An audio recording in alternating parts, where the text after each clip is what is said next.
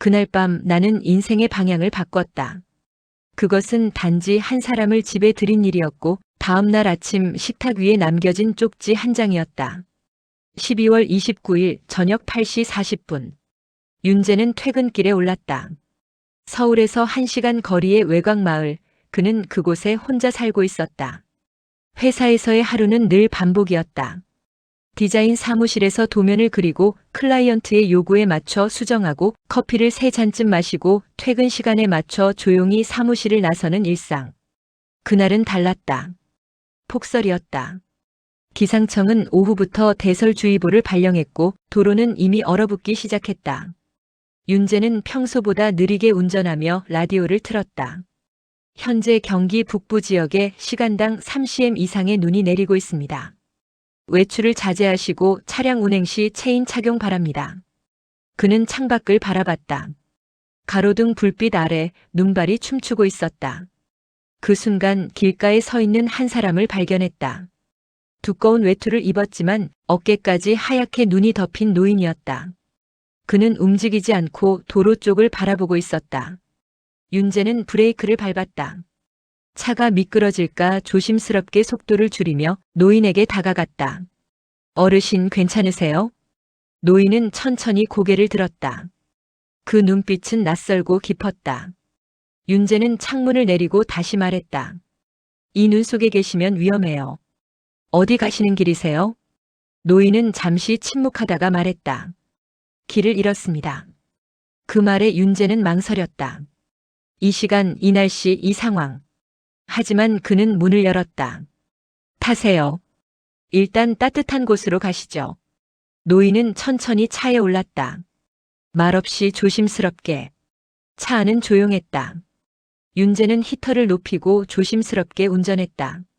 노인은 창밖을 바라보며 아무 말도 하지 않았다. 어르신 혹시 연락할 가족은 없으세요? 노인은 고개를 저었다. 지금은 없습니다. 그 말에 윤재는 더 묻지 않았다. 그저 조심스럽게 운전하며 집으로 향했다. 도착한 집은 단층의 작은 주택이었다. 윤재는 노인을 거실로 안내했다. 따뜻한 차 드릴게요. 잠깐만요. 그는 주방에서 생강차를 끓였다. 노인은 소파에 앉아 조용히 손을 모으고 있었다. 혹시 저녁은 드셨어요? 노인은 고개를 저었다. 윤재는 냉장고에서 남은 반찬을 꺼내 밥을 차렸다. 둘은 말없이 식탁에 앉았다. 이 근처에 사시는 건 아니죠? 노인은 밥을 한 숟갈 뜨고 조용히 말했다. 예전에 이 근처에 살았습니다. 지금은 그냥 걷고 있었습니다. 윤재는 그 말의 의미를 이해할 수 없었다. 하지만 묻지 않았다. 식사가 끝난 후 윤재는 담요를 꺼내 소파에 덮어주었다. 편히 주무세요. 내일 눈이 그치면 모셔다 드릴게요. 노인은 고개를 끄덕였다. 그리고 윤재는 방으로 들어갔다. 그날 밤 그는 쉽게 잠들지 못했다. 낯선 사람을 집에 들인 일, 노인의 말투, 눈빛, 침묵. 무언가 설명할 수 없는 감정이 그의 마음을 흔들었다. 새벽 3시 그는 거실로 나왔다. 노인은 잠들어 있었다. 담요를 덮고 조용히 숨을 쉬고 있었다. 윤재는 그 모습을 한참 바라보다가 조용히 돌아섰다. 다음 날 아침 눈은 그쳤다. 햇살이 창문을 통해 들어왔고 윤재는 거실로 나왔다. 노인은 없었다. 소파는 정리되어 있었고 찻잔은 깨끗하게 씻겨 있었다. 식탁 위에는 작은 쪽지 한 장이 놓여 있었다. 고맙습니다. 당신은 어제 내 인생의 마지막 밤을 따뜻하게 해주었습니다. 당신의 삶이 앞으로 어떤 방향으로 흘러가든 그 따뜻함을 잊지 마세요. 길 잃은 자로부터. 윤재는 그 쪽지를 들고 한참을 서 있었다. 그 글씨는 떨리는 손으로 쓴 듯 삐뚤삐뚤했지만 그 안에는 깊은 울림이 있었다. 그날 이후 윤재는 달라졌다. 그는 그 쪽지를 지갑에 넣고 다녔다. 그리고 매일 아침 그 쪽지를 꺼내 읽었다. 당신의 삶이 앞으로 어떤 방향으로 흘러가든. 그 문장은 그의 마음을 흔들었다. 그날 이후 나는 매일 아침 그 쪽지를 꺼내 읽었다. 그리고 어느 순간 나는 그 사람을 찾아야겠다고 생각했다. 이유는 알 수 없었다. 다만 그 밤이 내 삶을 흔들어 놓았다는 것만은 분명했다. 윤재는 그날 이후로 매일 아침 같은 루틴을 반복했다. 눈이 그친 다음 날 그는 평소처럼 출근 준비를 하며 식탁에 앉았다. 커피를 내리고 토스트를 굽고 라디오를 틀었다. 하지만 어딘가 허전했다. 거실 한쪽 소파 위에 놓여있던 담요는 여전히 그 자리에 있었고 식탁 위에는 여전히 그 쪽지가 놓여 있었다. 그는 쪽지를 다시 펼쳤다. 글씨는 삐뚤삐뚤했지만 그 안에 담긴 말은 또렷했다. 고맙습니다. 당신은 어제 내 인생의 마지막 밤을 따뜻하게 해주었습니다. 당신의 삶이 앞으로 어떤 방향으로 흘러가든 그 따뜻함을 잊지 마세요. 길 잃은 자로부터. 마지막 밤이라는 표현이 마음에 걸렸다. 그는 그 문장을 수십 번도 넘게 읽었다. 정말 마지막이었을까? 그렇다면 지금쯤. 그는 고개를 저었다. 그럴 리 없다고 스스로를 다독였다. 하지만 마음 한구석이 계속 불편했다. 그날 저녁 윤재는 퇴근 후 다시 그 길로 향했다. 노인을 처음 발견했던 그 도로, 눈이 쌓였던 그 인도, 가로등 불빛 아래 서 있던 그 그림자. 그는 차를 세우고 천천히 걸었다. 발밑에는 아직 녹지 않은 눈이 남아 있었다. 그는 주변을 둘러보며 혹시라도 단서를 찾으려 했다. 그러다 문득 도로 옆 작은 공터에 눈이 유난히 많이 쌓인 곳이 눈에 들어왔다. 그곳엔 누군가 잠시 머물렀던 흔적처럼 희미하게 눌린 자국이 있었다. 그는 그 자국 앞에 서서 한참을 바라봤다. 여기서 얼마나 오래 서 계셨던 걸까? 그는 그 자리에 앉아 눈을 만져보았다. 차가웠다. 하지만 그 차가움 속에서 그날 밤 노인의 침묵이 떠올랐다. 그 침묵은 단순한 말 없음이 아니었다. 그건 무언가를 말하지 않기로 선택한 혹은 말할 수 없는 사람의 침묵이었다. 윤재는 그날 이후 매일 저녁 그 길을 돌았다. 혹시라도 다시 마주칠 수 있을까 하는 마음으로. 하지만 노인은 다시 나타나지 않았다. 며칠 후 그는 동네 파출소를 찾았다. 경찰관에게 조심스럽게 물었다. 혹시 며칠 전 폭설 내리던 밤에 실종 신고 들어온 어르신 계셨나요? 경찰관은 컴퓨터를 뒤적이다가 고개를 저었다. 그날은 교통사고 신고가 몇 건 있었고 전봇대 쓰러진 거 처리한 게 전부였어요. 노인 실종 신고는 없었습니다. 윤재는 고개를 끄덕이며 말했다. 혹시 근처에 노인 요양원이나 쉼터 같은 곳 있나요? 경찰관은 지도를 꺼내 보여주었다. 이 근처엔 은하수 요양원이 하나 있고 산 너머 마을에 푸른 언덕 쉼터가 있습니다. 그 외엔 없어요. 윤재는 그날 오후 은하수 요양원을 찾았다. 작은 언덕 위에 자리한 오래된 건물이었다. 입구에는 낡은 현판이 걸려 있었고 안으로 들어서자 따뜻한 공기와 함께 은은한 국화향이 풍겨왔다. 어서 오세요. 무엇을 도와드릴까요? 며칠 전 폭설 내리던 밤에 길을 잃은 노인을 뵈었는데요. 혹시 이곳에 계신 분 중에 그날 사라졌던 분이 계신가 해서요. 간호사는 고개를 갸웃했다. 그날은 다들 안에 계셨어요. 밖에 나가신 분은 없었고요. 혹시 성함이나 인상착이라도. 윤재는 고개를 저었다. 이름도 나이도 몰라요. 그냥 하얀 눈 속에 서 계셨고 말수가 적으셨고 손이 많이 떨리셨어요. 간호사는 안타까운 표정으로 말했다. 요즘은 그런 분들 많아요. 가족도 없이 갈 곳도 없이 그냥 걷는 분들. 윤재는 그 말에 가슴이 먹먹해졌다. 그는 요양원을 나와 산 너머 푸른 언덕 쉼터로 향했다. 그곳은 더 낡고 더 조용했다. 입구에는 운영 중단 예정이라는 팻말이 붙어 있었다. 그는 문을 두드렸다. 잠시 후 안에서 노인이 나왔다. 그는 윤재가 찾던 그 노인은 아니었지만 비슷한 나이대였다. 무슨 일이요? 윤재는 인사를 하고 사정을 설명했다. 노인은 고개를 끄덕이며 말했다. 그 사람 혹시 키가 크고 말수 적고 눈빛이 깊은 양반이었소? 윤재는 놀라며 고개를 끄덕였다. 혹시 아세요? 노인은 잠시 침묵하다가 말했다. 그 양반 가끔 여기 들렀소. 이름도 안 밝히고 그냥 앉아있다가 가곤 했지. 겨울엔 잘 안 보이더니 그날 눈이 많이 왔었지. 윤재는 숨을 삼켰다. 그분 지금 어디 계신지 아세요? 노인은 고개를 저었다. 모르지. 그 양반은 늘 혼자였소. 말도 거의 안 하고 그냥 세상에서 조금씩 멀어지는 사람 같았지. 윤재는 그 말을 듣고 한참을 서 있었다. 그날 밤 그는 집으로 돌아와 쪽지를 다시 꺼내 읽었다. 당신의 삶이 앞으로 어떤 방향으로 흘러가든 그 따뜻함을 잊지 마세요. 그 문장이 이제는 다르게 들렸다. 그건 단순한 감사의 말이 아니었다. 그건 유언이었다. 혹은 마지막 인사였다. 윤재는 그날 밤 처음으로 자신의 삶을 돌아봤다. 그는 왜 그토록 반복되는 일상에 익숙해졌을까? 왜 사람들과 거리를 두었을까? 왜 혼자 사는 것이 편하다고 믿었을까?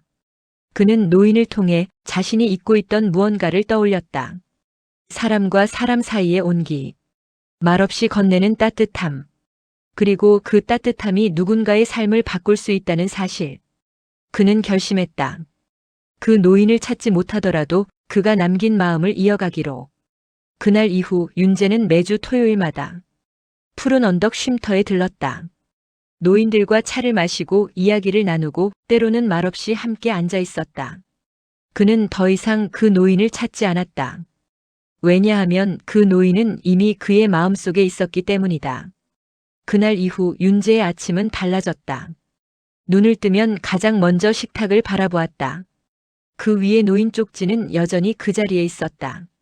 하얀 종이 위에 검은 펜으로 눌러 쓴 글씨. 그는 그것을 치우지 않았다. 마치 누군가 다시 돌아올지도 모른다는 듯이. 당신의 삶이 앞으로 어떤 방향으로 흘러가든 그 따뜻함을 잊지 마세요. 그 문장은 처음엔 단순한 감사의 말처럼 들렸다. 하지만 시간이 지날수록 그 말은 달리 들렸다. 그건 유언이었다. 혹은 마지막 인사였다. 윤재는 그날 이후로 삶의 방향을 다시 생각하기 시작했다. 그는 늘 같은 길을 걸어왔다. 출근, 퇴근, 반복되는 하루. 그 길이 옳은지조차 생각해 본 적 없었다. 그날 밤 폭설 속에서 노인을 태우던 순간이 자꾸 떠올랐다. 그의 손은 얼어 있었고 눈은 깊은 주름 사이로 흔들리고 있었다. 말없이 차에 올라탄 노인은 윤재의 집에서도 거의 말을 하지 않았다. 하지만 그 침묵은 불편하지 않았다. 오히려 따뜻했다. 윤재는 그날 밤을 떠올리며 자신이 왜 그를 집에 들였는지 생각했다. 그건 단순한 동정심이 아니었다. 어쩌면 자신이 길을 잃고 있었기 때문이었다. 그리고 그 노인은 길을 잃은 자의 눈빛으로 윤재의 마음을 비춰주었다. 며칠 후 윤재는 오래된 노트 하나를 꺼냈다. 대학 시절 그는 사회복지학을 전공했었다. 사람을 돕고 싶다는 막연한 꿈이 있었다. 하지만 현실은 그를 다른 길로 이끌었다. 회사의 숫자와 보고서, 성과와 실적, 그는 점점 사람보다 시스템을 더 많이 상대하게 되었다. 쪽지의 문장처럼 그는 이제 다른 방향으로 흘러가고 싶었다. 윤재는 은하수 요양원에 자원봉사 신청서를 냈다. 그는 노인을 찾기 위해서가 아니라 그 노인이 남긴 따뜻함을 이어가기 위해서였다. 요양원에서의 첫날, 윤재는 낯선 이름들을 마주했다. 김순자, 박영호, 이정혜. 그는 조심스럽게 노인의 흔적을 물었지만 아무도 그를 기억하지 못했다. 혹시 푸른 언덕 쉼터라는 곳을 아시나요? 요양원 직원은 고개를 끄덕였다. 그곳은 요양원과는 조금 달라요. 몸은 건강하지만 마음이 지친 분들이 잠시 머무는 곳이죠. 윤재는 그 길로 푸른 언덕 쉼터를 찾았다. 언덕 위 작은 집, 바람에 흔들리는 풍경 소리, 그리고 낡은 벤치 하나.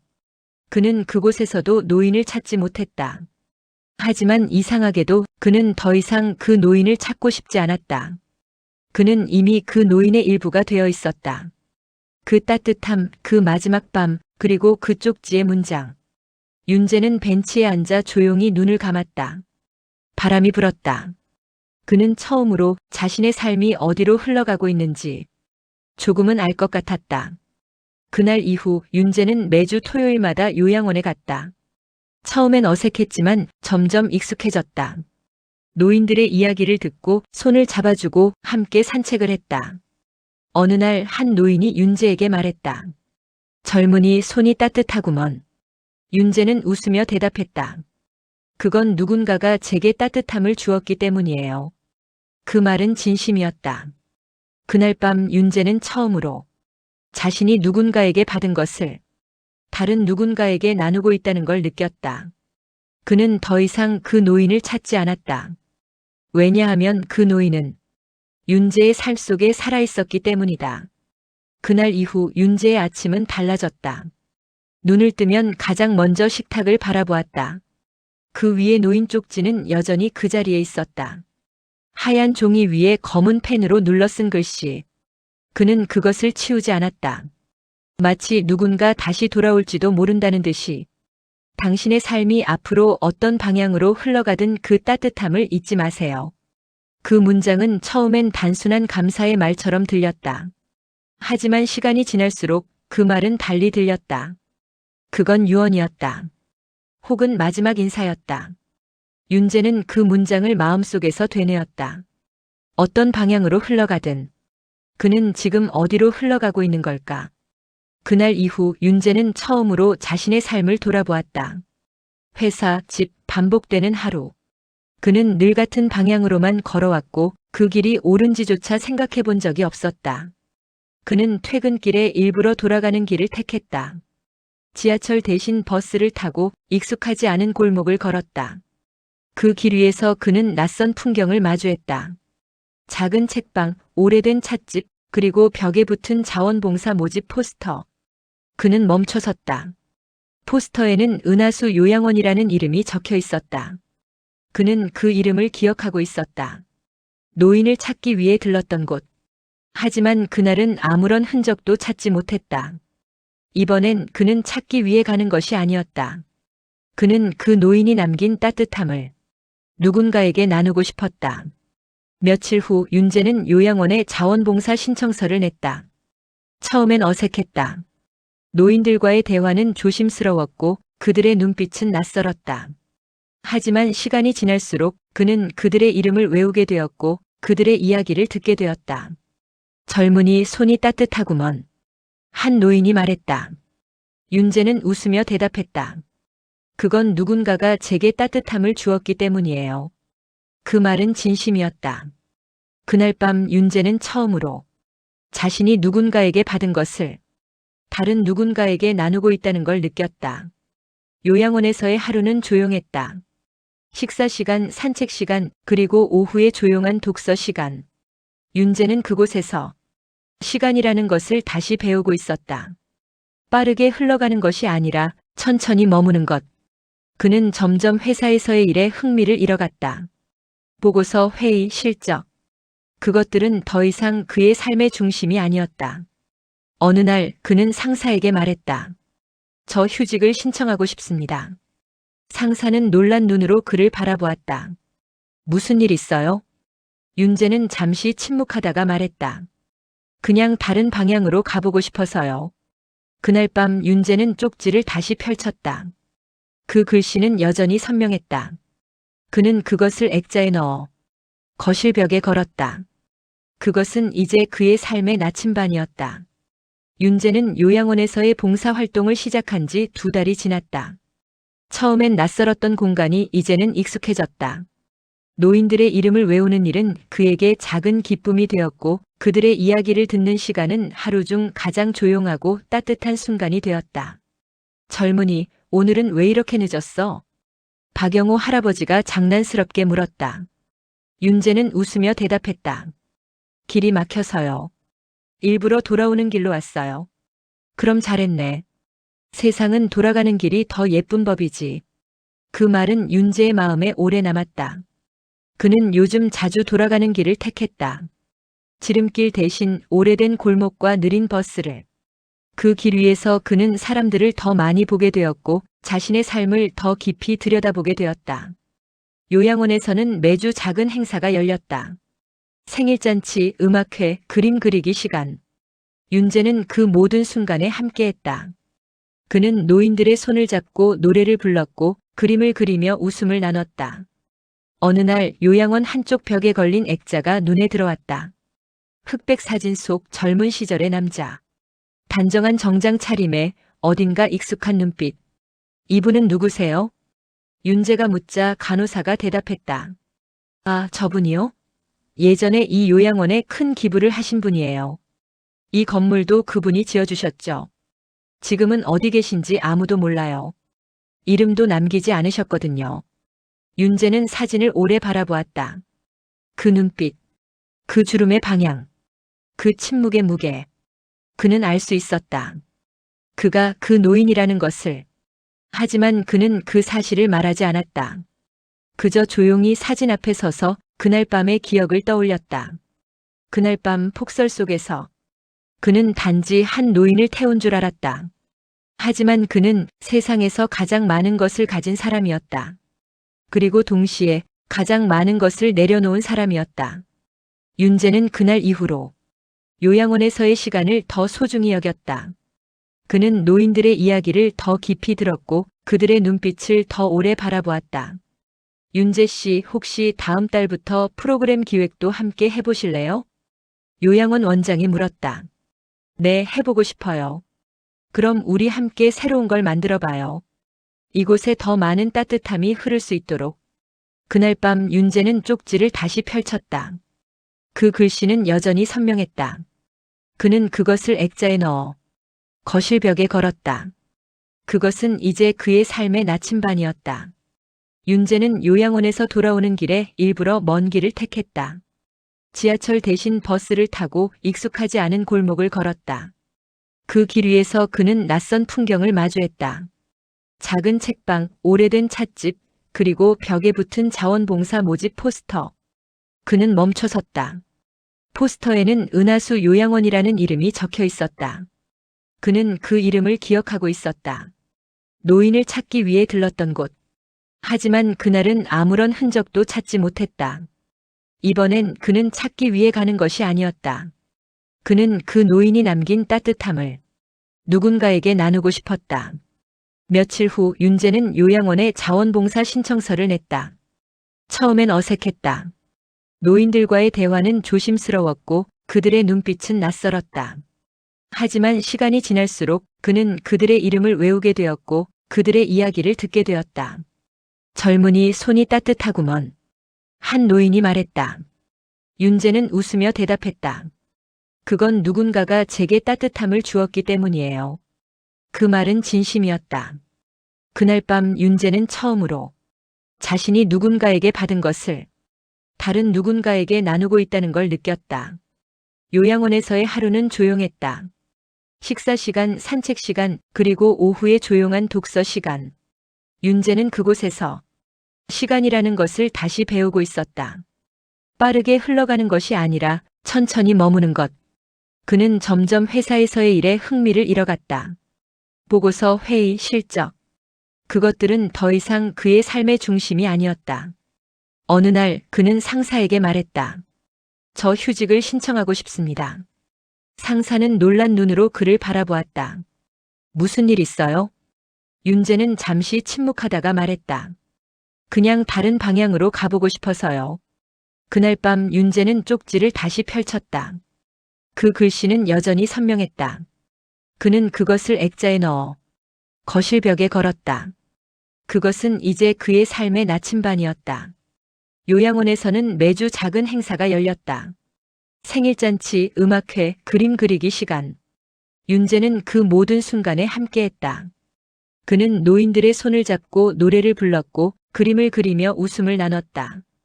그는 점점 더 많은 시간을 요양원에서 보내게 되었다. 퇴근 후, 주말, 휴일. 그곳은 이제 그의 또 다른 집이었다. 어느 날 요양원 한쪽 벽에 걸린 액자가 눈에 들어왔다. 흑백 사진 속 젊은 시절의 남자. 단정한 정장 차림에 어딘가 익숙한 눈빛. 이분은 누구세요? 윤재가 묻자 간호사가 대답했다. 아, 저분이요? 예전에 이 요양원에 큰 기부를 하신 분이에요. 이 건물도 그분이 지어주셨죠. 지금은 어디 계신지 아무도 몰라요. 이름도 남기지 않으셨거든요. 윤재는 사진을 오래 바라보았다. 그 눈빛, 그 주름의 방향, 그 침묵의 무게. 그는 알 수 있었다.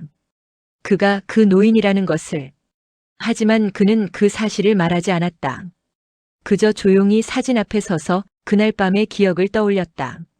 그날 밤 폭설 속에서 그는 단지 한 노인을 태운 줄 알았다. 하지만 그는 세상에서 가장 많은 것을 가진 사람이었다. 그리고 동시에 가장 많은 것을 내려놓은 사람이었다. 윤재는 그날 이후로 요양원에서의 시간을 더 소중히 여겼다. 그는 노인들의 이야기를 더 깊이 들었고 그들의 눈빛을 더 오래 바라보았다. 윤재 씨, 혹시 다음 달부터 프로그램 기획도 함께 해보실래요? 요양원 원장이 물었다. 네, 해보고 싶어요. 그럼 우리 함께 새로운 걸 만들어 봐요. 이곳에 더 많은 따뜻함이 흐를 수 있도록. 그날 밤 윤재는 쪽지를 다시 펼쳤다. 그 글씨는 여전히 선명했다. 그는 그것을 액자에 넣어 거실 벽에 걸었다. 그것은 이제 그의 삶의 나침반이었다. 윤재는 요양원에서의 삶에 점점 깊이 스며들었다. 그는 더 이상 봉사자라는 말이 어울리지 않았다. 그는 그곳의 공기와 리듬, 사람들의 숨결 속에서 자신의 삶을 다시 배우고 있었다. 어느 날 요양원 원장이 그에게 말했다. 윤재 씨, 혹시 다음 달부터 프로그램 기획도 함께 해보실래요? 윤재는 잠시 생각하다가 고개를 끄덕였다. 네, 해보고 싶어요. 그럼 우리 함께 새로운 걸 만들어 봐요. 이곳에 더 많은 따뜻함이 흐를 수 있도록. 그날 이후 윤재는 요양원의 기록실을 자주 드나들었다. 과거의 행사 사진, 기부자 명단, 운영 일지. 그는 프로그램을 기획하기 위해 요양원의 역사를 하나하나 들여다보았다. 그러던 어느 날 낡은 서류철 하나가 그의 눈에 들어왔다. 2003년 2005년 기부자 기록. 윤재는 호기심에 그것을 펼쳤다. 그 안에는 익명 기부자들의 이름 대신 이니셜과 금액만이 적혀 있었다. J. W. 1억 원. J. W. 3천만 원. J. W. 2억 원. 그는 문득 그 쪽지를 떠올렸다. 길 잃은 자로부터. 그 노인은 이름을 남기지 않았다. 하지만 이니셜은 남겼다. 윤재는 기록실을 나와 요양원 한쪽 벽에 걸린 액자 앞에 섰다. 흑백 사진 속 젊은 시절의 남자. 단정한 정장 차림에 어딘가 익숙한 눈빛. 이분은 누구세요? 그가 다시 묻자 간호사는 말했다. 아, 저분이요? 예전에 이 요양원에 큰 기부를 하신 분이에요. 이 건물도 그분이 지어주셨죠. 지금은 어디 계신지 아무도 몰라요. 이름도 남기지 않으셨거든요. 윤재는 사진을 오래 바라보았다. 그 눈빛, 그 주름의 방향, 그 침묵의 무게. 그는 알 수 있었다. 그가 그 노인이라는 것을. 하지만 그는 그 사실을 말하지 않았다. 그저 조용히 사진 앞에 서서 그날 밤의 기억을 떠올렸다. 그날 밤 폭설 속에서 그는 단지 한 노인을 태운 줄 알았다. 하지만 그는 세상에서 가장 많은 것을 가진 사람이었다. 그리고 동시에 가장 많은 것을 내려놓은 사람이었다. 윤재는 그날 이후로 요양원에서의 시간을 더 소중히 여겼다. 그는 노인들의 이야기를 더 깊이 들었고 그들의 눈빛을 더 오래 바라보았다. 그는 이제 그 노인의 삶을 따라가고 있었다. 조용히, 천천히, 그리고 따뜻하게. 며칠 뒤 윤재는 요양원 인근의 작은 도서관을 찾았다. 요양원에서 본 사진과 기록이 마음속에 남아 떠나지 않았기 때문이다. 그는 무언가를 확인하고 싶었다. 확신은 없었지만 그날 밤의 기억과 사진 속 인물의 눈빛이 자꾸만 겹쳐 보였다. 도서관은 조용했다. 창밖으로는 늦가을 햇살이 스며들고 있었고 책장 사이로 먼지가 부유했다. 윤재는 지역 신문이 보관된 자료실로 향했다. 낡은 기사들이 철제 서랍 속에 가지런히 꽂혀 있었다. 그는 2000년대 초반의 신문을 꺼내 하나하나 넘기기 시작했다. 기부, 요양원, 은하수, 정장 차림의 노인. 그는 키워드를 머릿속에 떠올리며 사진과 기사 제목을 훑었다. 시간이 얼마나 흘렀을까? 손끝이 마르고 눈이 시릴 즈음 한 장의 기사에서 그의 시선이 멈췄다. 고요한 기부자 20년간 300억 원을 익명으로 기부한 인물의 정체는? 사진 속 흐릿한 실루엣. 윤재는 숨이 멎는 듯 했다. 그는 그 얼굴을 알고 있었다. 그는 조심스럽게 기사를 읽었다. 정진우 전 동해개발회장. 1990년대 중반까지 국내 굴지의 건설사를 이끌었던 인물. 1998년 모든 지분을 정리하고 홀연히 사라짐. 이후 20년간 익명으로 기부를 이어온 것으로 추정. 윤재는 손끝이 떨리는 것을 느꼈다. 정진우. 그는 그 이름조차 말하지 않았던 사람이다. 기사에는 그가 운영하던 기업, 그가 세운 장학재단, 그리고 그가 사라진 이유가 적혀 있었다. 돈은 나를 부자로 만들었지만 사람을 잃게 했습니다.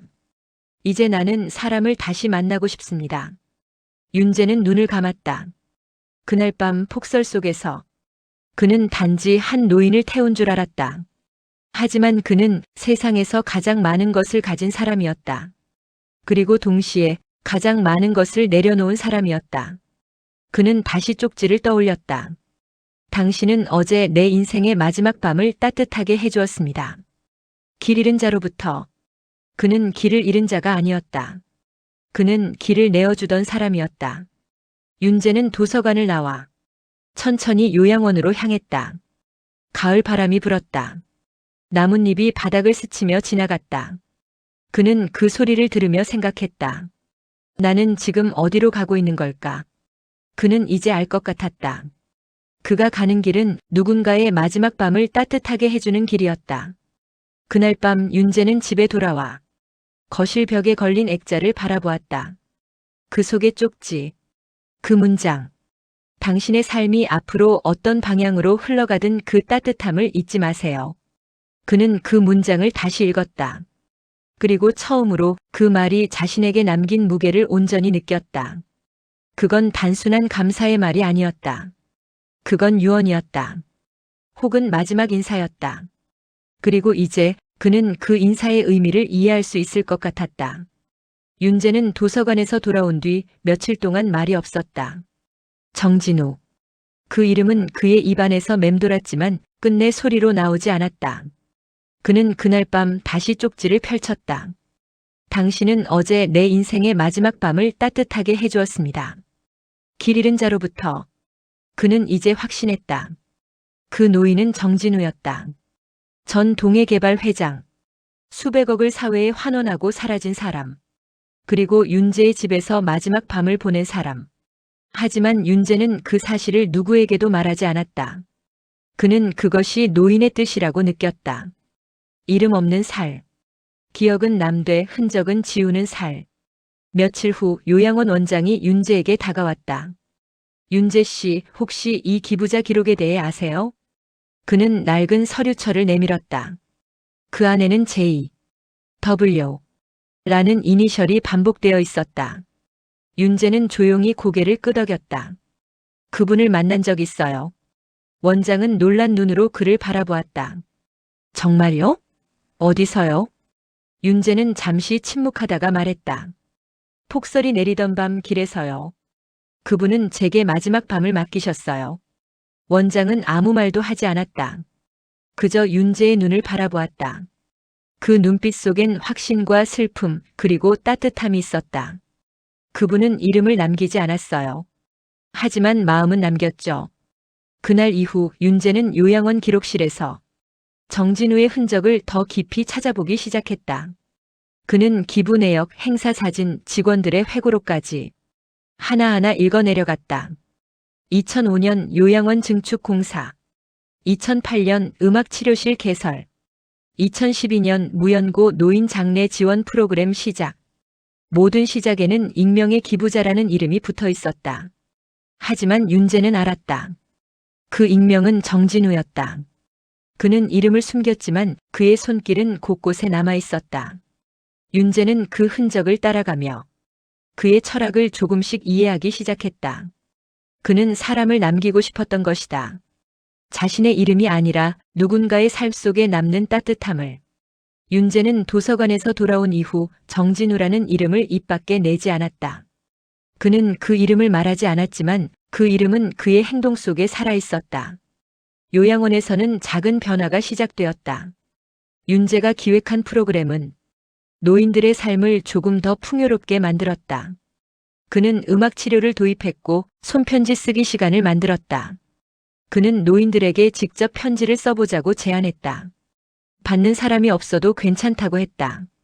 그저 마음을 적는 것만으로도 그 마음은 누군가에게 닿는다고. 윤재 씨, 이건 누구한테 보내는 거예요? 이정의 할머니가 물었다. 윤재는 웃으며 대답했다. 누군가의 마음에요. 이름은 없지만 기억은 있죠. 그는 이제 이름 없는 유산을 이어가고 있었다. 정진우가 남긴 따뜻함, 그 마지막 밤의 온기, 그리고 쪽지에 담긴 문장. 어느 날 윤재는 요양원 벽에 작은 액자를 걸었다. 그 안에는 쪽지가 담겨 있었다. 당신의 삶이 앞으로 어떤 방향으로 흘러가든 그 따뜻함을 잊지 마세요. 길 잃은 자로부터. 그 문장은 이제 요양원의 철학이 되었다. 직원들은 그 문장을 읽고 하루를 시작했고 노인들은 그 문장을 들으며 잠들었다. 윤재는 더 이상 정진우를 찾지 않았다. 왜냐하면 그는 이미 그의 삶 속에 있었기 때문이다. 그는 이제 알았다. 진짜 유산은 이름이 아니라 남겨진 따뜻함이라는 것을. 그는 요양원에서의 하루를 더 깊이 살아냈다. 노인들의 손을 잡고 그들의 이야기를 듣고 그들의 침묵을 함께 걸었다. 어느 날 윤재는 요양원 근처의 작은 공원에서 혼자 벤치에 앉아 있었다. 가을 바람이 불었다. 나뭇잎이 바닥을 스치며 지나갔다. 그는 그 소리를 들으며 생각했다. 나는 지금 어디로 가고 있는 걸까? 그는 이제 알 것 같았다. 그가 가는 길은 누군가의 마지막 밤을 따뜻하게 해주는 길이었다. 그는 더 이상 과거를 붙잡지 않았다. 그는 미래를 향해 걸었다. 하지만 그 발걸음 속에는 정진우의 흔적이 함께 있었다. 그는 이름 없는 유산을 이어가고 있었다. 조용히, 천천히, 그리고 따뜻하게. 윤재는 요양원에서의 하루를 마치고 평소보다 늦게 퇴근하려던 참이었다. 복도 끝에서 원장이 그를 불렀다. 윤재 씨, 잠깐 시간 괜찮으세요? 그의 목소리는 평소보다 낮고 조심스러웠다. 윤재는 고개를 끄덕이며 원장의 사무실로 들어섰다. 책상 위에는 오래된 봉투 하나가 놓여 있었다. 빛바랜 크림색 종이에 손으로 꾹 눌러 쓴 이름 없는 글씨. 이건 그분이 남기고 가신 겁니다. 당신에게. 윤재는 조심스럽게 봉투를 집어들었다. 그 안에는 두 가지가 들어 있었다. 하나는 손편지, 다른 하나는 작은 열쇠. 편지를 펼치자 정진우의 글씨가 눈에 들어왔다. 그는 그 필체를 기억하고 있었다. 쪽지에 남겨졌던 그 단단하고 조심스러운 글씨. 윤재 씨에게. 당신은 내 인생의 마지막 밤을 따뜻하게 해주었습니다. 그 밤이 제게 어떤 의미였는지 당신은 아마 모를 겁니다. 하지만 저는 그 밤 덕분에 제 삶의 마지막 조각을 평온하게 마무리할 수 있었습니다. 이 열쇠는 제가 남긴 작은 공간의 것입니다. 그곳엔 제 삶의 흔적이 조금 남아 있습니다. 당신이 원한다면 그곳을 열어주세요. 그리고 그 안에서 제가 남긴 마지막 마음을 읽어주세요. 윤재는 편지를 다 읽고 나서도 한참 동안 말이 없었다. 그는 열쇠를 손에 쥐고 그 무게를 느꼈다. 작고 낡은 열쇠였지만 그 안에는 한 사람의 삶 전체가 담겨 있는 듯 했다. 이 열쇠는 어디에 쓰는 건가요? 윤재가 조심스럽게 물었다. 원장은 서랍을 열어 오래된 주소가 적힌 종이를 꺼냈다. 이곳이에요. 예전에 그분이 잠시 머물렀던 사무실입니다. 지금은 비어있지만 관리인은 열쇠를 맡아두었어요. 윤재는 그 주소를 바라보았다. 도심에서 조금 떨어진 오래된 건물. 그는 그곳으로 가야겠다고 생각했다. 그것은 단순한 호기심이 아니었다. 그는 그 공간을 통해 정진우라는 사람의 마지막 조각을 만나고 싶었다. 그날 밤 윤재는 집으로 돌아와 거실 벽에 걸린 액자를 바라보았다. 그 속의 쪽지, 그 문장. 당신의 삶이 앞으로 어떤 방향으로 흘러가든 그 따뜻함을 잊지 마세요. 그는 그 문장을 다시 읽었다. 그리고 처음으로 그 말이 자신에게 남긴 무게를 온전히 느꼈다. 그건 단순한 감사의 말이 아니었다. 그건 유언이었다. 혹은 마지막 인사였다. 그리고 이제 그는 그 인사의 의미를 이해할 수 있을 것 같았다. 윤재는 며칠을 고민했다.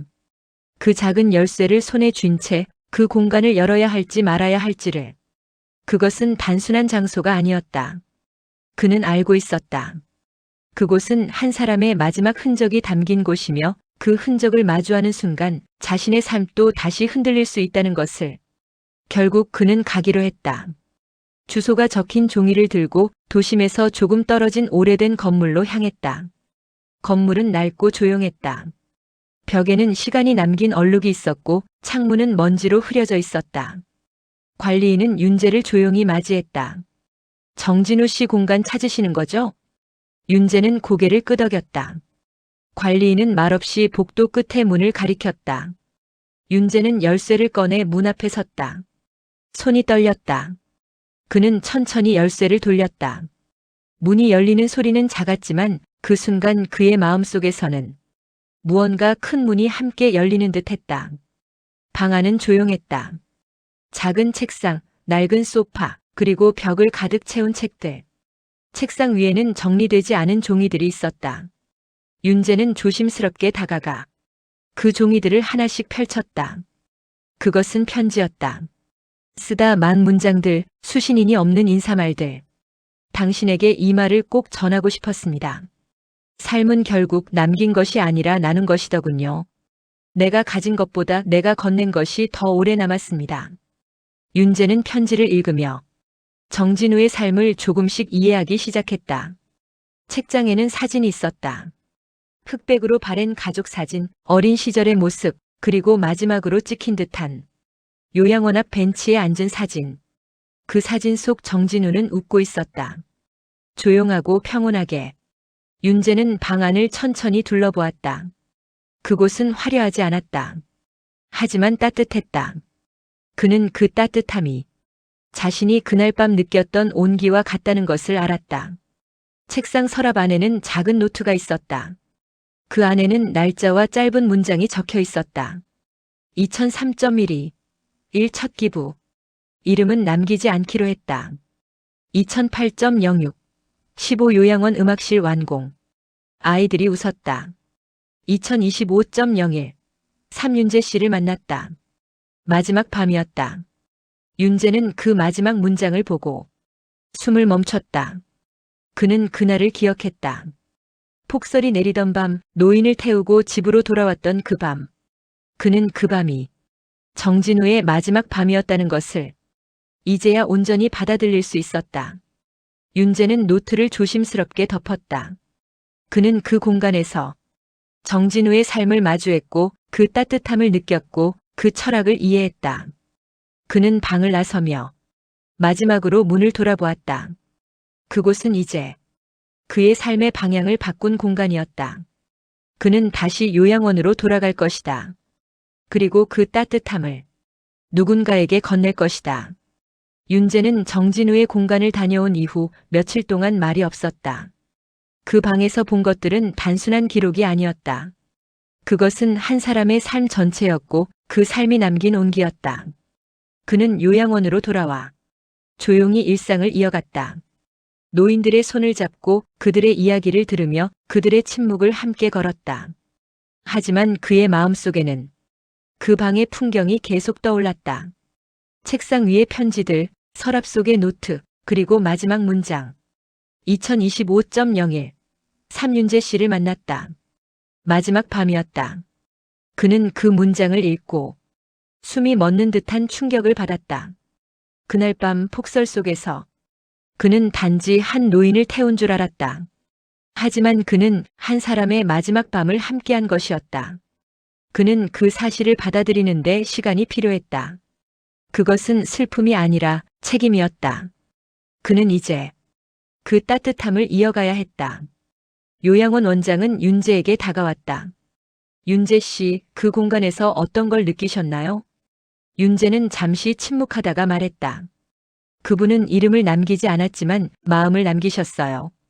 그 마음이 제 삶을 바꿨어요. 원장은 조용히 고개를 끄덕였다. 그분은 늘 그런 분이셨어요. 조용히, 깊게, 그리고 따뜻하게. 윤재는 그날 이후 요양원에서 새로운 프로그램을 시작했다. 그는 노인들에게 자신의 이야기를 적어보자고 제안했다. 이름은 남기지 않아도 괜찮아요. 그저 마음을 적어보세요. 그 마음은 누군가에게 닿을 거예요. 노인들은 처음엔 망설였다. 하지만 시간이 지나자 하나둘씩 펜을 들었다. 내가 젊었을 때 처음으로 바다를 본 날을 기억해요. 아내가 만든 된장찌개는 세상에서 가장 따뜻한 맛이었어요. 손자가 내 손을 잡고 웃던 그날 나는 다시 살아있다고 느꼈어요.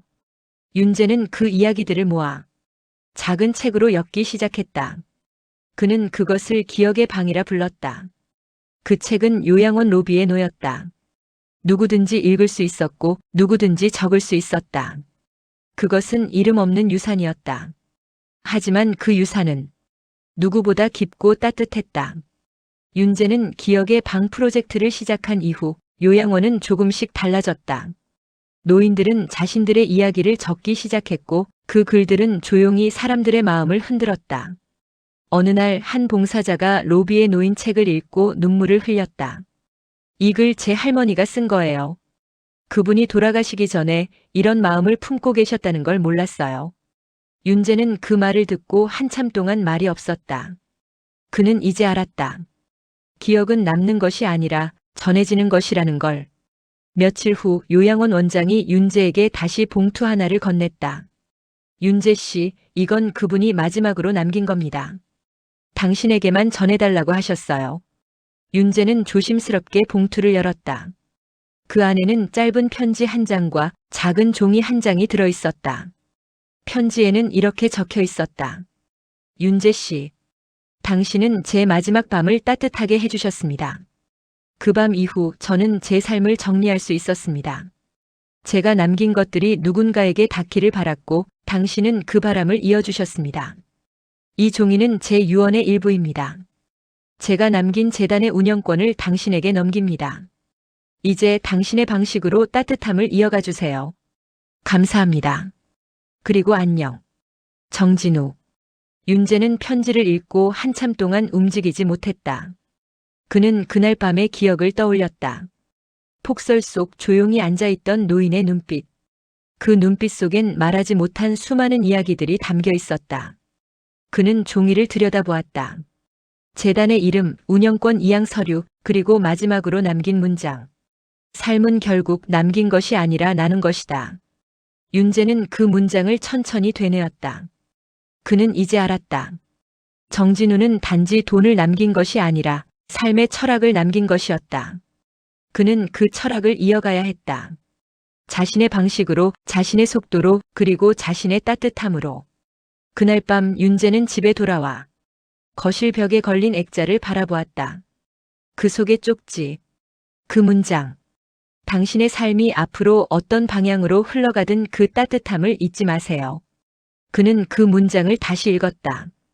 그리고 처음으로 그 말이 자신에게 남긴 무게를 온전히 받아들였다. 그는 다음 날 회사에 사직서를 제출했다. 상사는 놀란 눈으로 그를 바라보았다. 무슨 일 있어요? 윤재는 조용히 말했다. 이제 다른 방향으로 가야 할 것 같아서요. 그는 요양원으로 돌아갔다. 그리고 정진우의 재단을 통해 새로운 프로그램을 시작했다. 그는 이름 없는 유산을 이어가고 있었다. 조용히, 천천히, 그리고 따뜻하게. 윤재는 사직서를 제출한 날 회사 건물 앞에서 한참을 서 있었다. 그는 그곳에서 수년을 보냈다. 보고서, 회의, 실적, 야근. 그 모든 것들이 이제는 자신의 삶과는 멀어져 있었다. 그는 회사 동료들에게 작별 인사를 하지 않았다. 그저 조용히 책상을 정리하고 자신의 이름이 적힌 명찰을 서랍에 넣었다. 그는 더 이상 그 이름으로 불리는 것이 중요하지 않았다. 요양원으로 돌아온 윤재는 정진우의 재단 운영권을 넘겨받은 뒤 새로운 프로젝트를 시작했다. 그는 그것을 이어진 길이라 불렀다. 그 길은 정진우가 걸었던 길이었고 이제 윤재가 이어가는 길이었다. 첫 번째 프로젝트는 기억의 방 확장이었다. 윤재는 전국의 요양원에 기억 기록 키트를 배포했다. 그 키트에는 손편지지, 펜, 사진첩, 그리고 작은 쪽지 한 장이 들어있었다. 당신의 삶이 어떤 방향으로 흘러가든 그 따뜻함을 잊지 마세요. 길 잃은 자로부터 그 문장은 이제 수많은 사람들의 손에 닿기 시작했다. 윤재는 각 요양원을 직접 방문했다.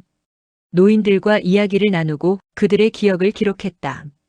윤재 씨, 이건 제 첫사랑 이야기예요. 이건 제가 전쟁에서 살아남았던 날의 기억이에요. 이건 제가 처음으로 손녀를 안았던 순간이에요. 그는 그 이야기들을 모아 기억의 지도라는 이름의 디지털 아카이브를 만들었다. 그 지도는 사람들의 삶을 연결했고 그 연결은 따뜻함을 퍼뜨렸다. 윤재는 이제 정진우의 철학을 자신의 방식으로 이어가고 있었다. 그는 이름을 남기지 않았다. 그는 얼굴을 드러내지 않았다. 그는 그저 사람들의 기억 속에 머물렀다. 겨울이 다시 찾아왔다. 윤재는 요양원 앞 벤치에 앉아 하늘을 올려다보았다. 눈은 아직 내리지 않았지만 공기 속엔 차가운 기운이 감돌았다. 그는 그날 밤을 떠올렸다. 폭설 속 정진우와 함께했던 마지막 밤. 그 밤은 그의 삶을 바꿨고 그 따뜻함은 지금도 그의 가슴 속에 남아 있었다. 요양원에는 새로운 봉사자가 들어왔다. 25살 대학생, 이름은 수연. 처음엔 조심스러웠지만 노인들과 금세 친해졌다. 윤재는 그녀를 지켜보며 자신의 옛 모습을 떠올렸다. 삭막했던 회사 생활, 틀에 박힌 일상, 그리고 그 속에서 느꼈던 공허함. 수연은 어느 날 윤재에게 물었다. 윤재 선생님, 왜 이 일을 하세요? 윤재는 잠시 생각하다가 말했다. 누군가가 제게 따뜻함을 주었어요. 그걸 이어가고 싶어서요. 그는 수연에게 작은 봉투 하나를 건넸다. 그 안에는 손편지 한 장과 작은 쪽지 하나가 들어 있었다. 편지에는 이렇게 적혀 있었다. 수연 씨, 당신은 이곳에 따뜻함을 가져왔습니다. 그 따뜻함은 누군가에게 닿을 것이고 그 닿은 마음은 또 다른 사람을 움직일 것입니다. 이 쪽지는 제가 받은 것이고 이제 당신에게 건넵니다. 당신의 삶이 앞으로 어떤 방향으로 흘러가든 그 따뜻함을 잊지 마세요. 길 잃은 자로부터. 수연은 편지를 읽고 한참 동안 말이 없었다. 그녀는 쪽지를 손에 쥐고 그 문장을 천천히 되뇌었다. 그날 이후 수연은 요양원에서의 시간을 더 깊이 살아냈다. 노인들의 손을 잡고 그들의 이야기를 듣고 그들의 침묵을 함께 걸었다. 윤재는 그녀를 지켜보며 조용히 미소 지었다. 그는 이제 알았다. 정진우의 유서는 이름 없는 쪽지로 이어지고 있었고 그 쪽지는 사람들의 삶을 바꾸고 있었다. 그는 더 이상 앞서 걸으려 하지 않았다. 그는 이제 뒤에서 조용히 따뜻함을 건네는 사람이었다. 요양원 벽에는 작은 액자가 하나 더 걸렸다. 그 안에는 수연이 쓴 쪽지가 담겨 있었다. 오늘 한 노인의 손을 잡았습니다. 그 손은 차가웠지만 마음은 따뜻했습니다. 그 따뜻함을 잊지 않겠습니다. 윤재는 그 액자를 바라보며 생각했다. 이 길은 계속 이어지겠구나. 그는 다시 벤치에 앉았다. 하늘에서 첫눈이 내리기 시작했다. 그는 눈을 맞으며 조용히 속삭였다. 안녕히 가세요, 정진우 씨. 당신의 따뜻함은 지금도 살아있습니다.